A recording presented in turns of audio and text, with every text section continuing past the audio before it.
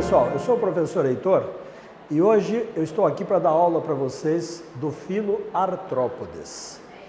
O filo Arthrópodes eu usei como modelo básico aquele organismo ou aquela classe de organismos que é a mais abundante em termos de números de espécies da natureza, tá? Que é justamente a classe dos insetos. Os insetos, como qualquer artrópode, eles têm duas características básicas que vocês veem aqui deste lado, ó. É o exoesqueleto de quitina, que vocês já aprenderam, é um carboidrato, que não deve ser confundida com queratina, a proteína do nosso cabelo, tá? E apêndices articulados. Então, isso aqui é o artrópode. E eu peguei como modelinho básico para nós aqui, o nosso inseto. Esse inseto, o que ele apresenta? Repare, o corpo, para começar, ele é segmentado. Este corpo segmentado é uma herança dos ancestrais anelídeos.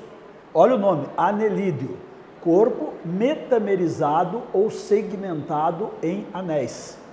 Repare uma coisa, que a metamerização em anéis presente nos ancestrais anelídeos está presente no corpo deste inseto, tá? E vocês percebem que ele está dividido em cabeça, tá vendo aqui, ó? Tórax, olha aqui, e abdômen, tá? Então a cabeça, tórax e abdômen são as três partes do corpo de um inseto. Mas repare ainda que o próprio tórax está metamerizado em três partes. Dessas três partes do tórax sai um par de patas de cada uma das três partes, perfazendo um total de 6 patas, tá? Que é característico da classe dos insetos. O vestibular gosta muito dessas pequenas diferenças. Numa próxima aula nós vamos ver o que acontece em crustáceo, o que acontece em aracnídeos, né? Quilópodes e diplópodes, que são outras classes do mesmo filo dos artrópodes. Tudo bem?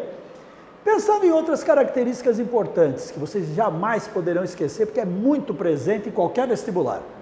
2 antenas, naquela parte do corpo chamada de cabeça, um aparelho bucal. Esse aparelho bucal ele é muito variável. Se você imaginar que o número de espécies é imensamente grande justamente porque esses animais se alimentam das mais diversas maneiras.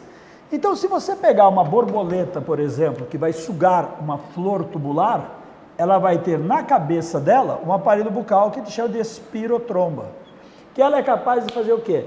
Esticar essa espirotromba e ir buscar o néctar numa flor comprida e fina, por exemplo, tá? Outros animais que vão se alimentar, por exemplo, de madeira, eles vão ter aparelhos bucais diferentes para poder comer essa madeira, tá? E aí vão ter que também ter no seu tubo digestório organismos que permitam digerir a celulose da madeira, como os cupins, por exemplo, que têm protozoários que produzem celulase.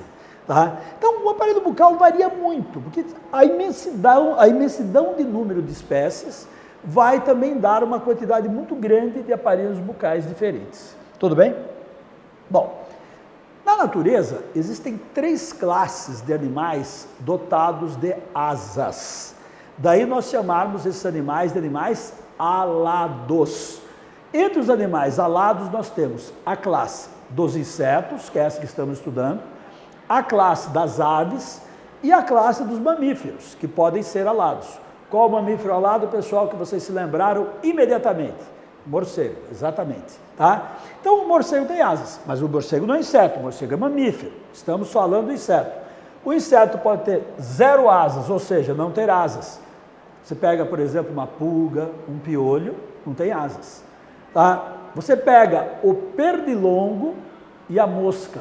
Pernilongo, muito importante para nós, porque nós chamamos de mosquito. Mosquito da dengue, mosquito que transmite elefantíase, que transmite malária, né? São mosquitos, são todos dipteros. A palavra, olha aqui, ó, eu falei dipteros. Na verdade, a pronúncia correta é dípteros. Dípteros, aquele que tem 2 asas, tá? Eles, por quê? Tem só 2 asas.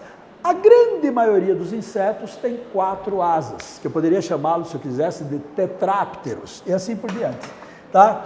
Então, os insetos têm, revisando, 0, 2 ou 4 asas.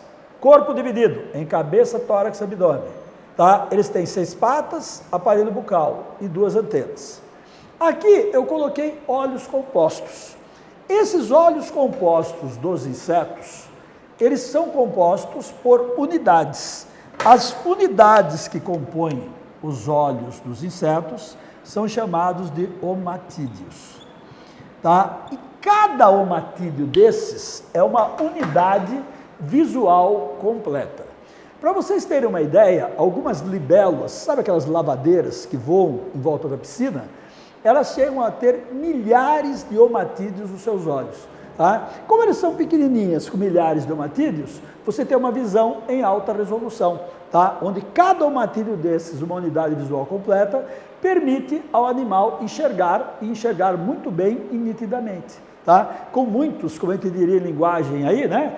Com muitos pixels por polegada quadrada, né? O que vai dar uma boa resolução na imagem do animal, tá? Do que ele pode perceber. Aqui eu coloquei algumas características fisiológicas que estão muito desenvolvidas nesses animais, se eu comparar com seus ancestrais anelídeos. Quais são essas características? Por exemplo, o sistema nervoso deles. No sistema nervoso, eles têm aqui um gânglio cerebroide dorsal. Minhoca também já tinha isso, só que não era tão desenvolvido. Por quê? Minhoca ainda não tinha olho composto, minhoca não tinha aquelas antenas que eu mostrei para vocês, que são estruturas que podem ter função sensorial, olfatória, perceber vibração, né, no ar, né? Pode detectar o feromônio da fêmea, para que, por exemplo, um gafanhoto verde possa localizar uma gafanhota verde do milharal também verde. Se não fossem as antenas, eles não conseguiriam localizar, tá bem? Então eles têm um sistema nervoso, com o gânglio cerebroide já dorsal, porém, continua a ter um sistema nervoso ganglionar, gânglios nervosos, ventral. Sistema nervoso ganglionar, ventral, cefalizado, porque tem cabeça. Eu posso também falar sistema nervoso ganglionar ventral centralizado. Centralizado na região cefálica ou na região da cabeça, tá? E isso serve para controlar todo o corpo do animal. Uma outra coisa que vocês percebem, o inseto é um animal de pequeno porte. E o animal de pequeno porte, ele é de pequeno porte por quê? Porque ele tem circulação aberta nesse caso. A circulação aberta é o quê? É um animal, tomem cuidado para não confundirem, porque animal que tem circulação aberta tem sim vasos sanguíneos, tá? O animal tem vaso sanguíneo, tá? E ele tem também, olha o coração aqui, ó, que é um coração que a gente chama de coração multilobado. Um lobo, outro lobo, outro lobo, outro lobo, então multilobado. Esse coração manda sangue para todo o corpo e o sangue cai em cavidades, ó. Celes quer dizer cavidade, tá? Cavidade, hemocele. Hemo é sangue, como hemograma, que vocês vão fazer, né, de vez em quando. Hemo é sangue. Cavidade onde o sangue cai. Nessa cavidade chamada hemocele, o que significa? Se o sangue saiu do vaso, ele perdeu pressão. Isso também limita o tamanho desses animais, tá? Fazer com que eles sejam pequenos. A hemolinfa, que eu coloquei aqui para você, e eu disse que é um sangue incolor. Sangue incolor por quê? Porque o sangue incolor é um sangue que vai ser transportado por traqueias.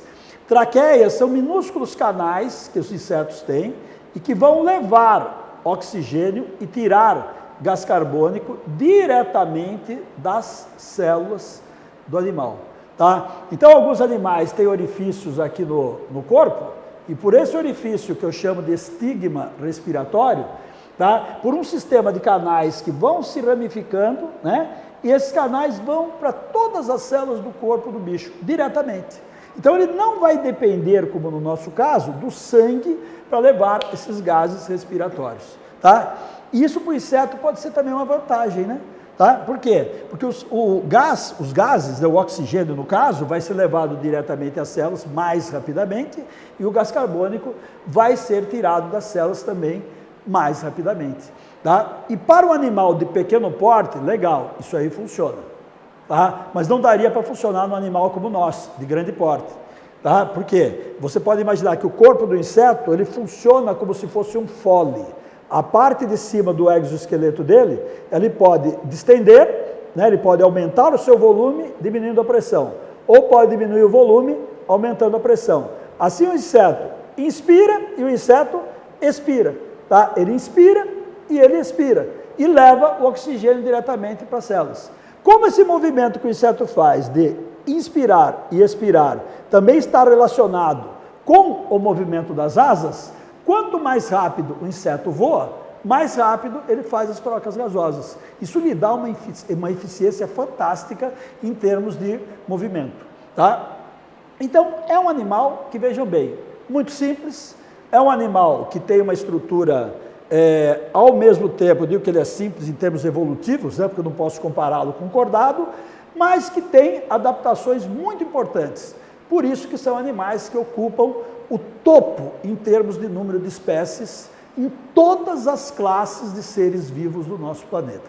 Tá bom, pessoal? Na próxima aula a gente fala um pouquinho de crustáceo e de aracnídeo para continuar esse assunto tão importante e que vai cair no seu vestibular. E você precisa pensar sempre assim. Quando você quiser o vestibular, você fala assim, eu quero tal vaga. O que você vai fazer? Você vai falar assim, eu quero. Se convença. Depois você fala assim, eu posso. E se eu quero, eu posso, basta fazer só uma coisa. Estudem, assistam nossos vídeos que vocês vão poder ir muito bem. Tá? Obrigado, pessoal. Até a próxima.